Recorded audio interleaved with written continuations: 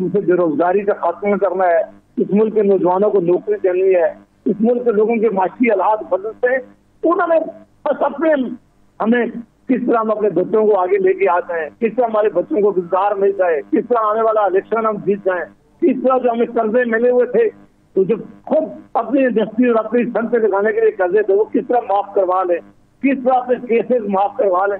और उसके लिए तो बदकिस्मती से एक ऐसा माहौल पैदा हो गया है कि ना ऐसी अमेंडमेंट आ गई है, तो कॉन्स्टिट्यूशन अमेंडमेंट आ गई, बस अब तो मुल्क में ना रहा ही नहीं है, ना वो अदालती निजाम पर लोगों को यकीन रहा है, ना आपका मीडिया आजाद रहा है, पार्लियामेंट की बड़ी बेतुकीरी कर दी गई है।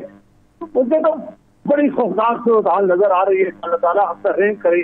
सारे इर्द गिर्द के ममालिक दुनिया के काम पहुंच गए हैं और आज हमारे अपने हालात देखें, क्या हमने अपनी PIA ठीक कर दी है, क्या हमारा रेलवे का निजाम ठीक हो गया है, क्या हमारे अस्पतालों की हालत हमने ठीक कर दी है, क्या हमने गुर्बत में कुछ कमी लेके आ गए हैं, क्या हमने अपने बच्चों के कुछ शानदार मुस्तकबिल के लिए कोई काम किया।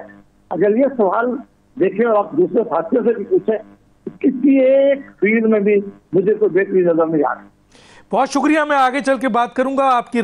वेलकम बैक जी जावेद अब्बासी साहब, मैं आपकी तरफ आना चाहूँगा। 2-4 सवाल है, मैं चाहूँगा उन 2-4 सवाल के आप जवाब दें ताकि आवाम तक ये सही सूरत हाल पहुँचे।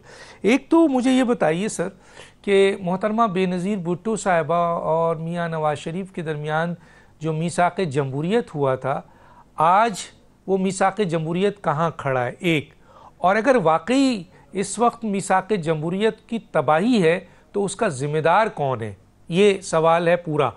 दूसरा मुझे ये बताइए कि मैंने मौजूदा हुकूमत के वज़ीर आज़म से बार बार सुना कि हमने रियासत बचाई है और सियासत को कुर्बान किया है। अब आपको कैसा नज़र आ रहा है, वाकई मुल्क में इन्होंने रियासत बचाई है और सियासत कुर्बान की है, क्या ऐसा किया है?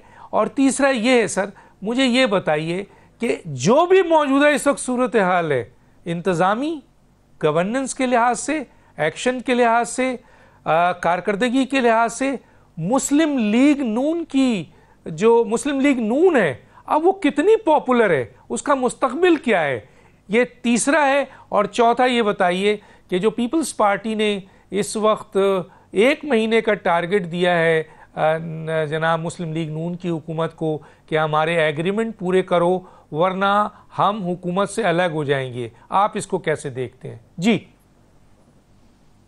साहब, बहुत इम्पोर्टेंट क्वेश्चन है और वही क्वेश्चन है जो इस वक्त पाकिस्तान का हर आदमी पूछ भी रहा है, जानना भी चाह रहा है। जो आपने COD की बात की तो डेमोक्रेसी, ये एक बहुत बड़ा डॉक्यूमेंट था 1973 के कॉन्स्टिट्यूशन के बाद। लग ये रहा था कि लीडरशिप में अब सबक सीखा। उस वक्त ये 2 बड़ी जमातें थी, पाकिस्तान पीपल्स पार्टी और मुस्लिम लीग।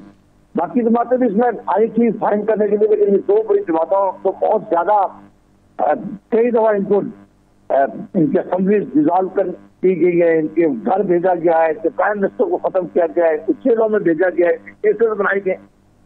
तो इन दोनों ने ये फैसला किया था, लगता था कि ये शायद लीडरशिप ने तो सबक सीखा है और ये आगे चलकर वाकई अब बिलीव करना शुरू हो गए हैं कि हमने हर सूरत में एक दूसरे का तो सियासी मुकाबला करना है। सियासी तौर पर ये बिल्कुल नारा, ये बड़ा धोखा किया जा रहा है जो नारा लगाया गया हमने रियासत बचाई है।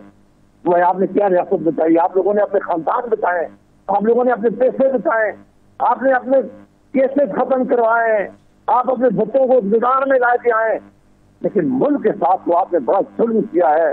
वो आईनी तरमीम देख लें, वो ये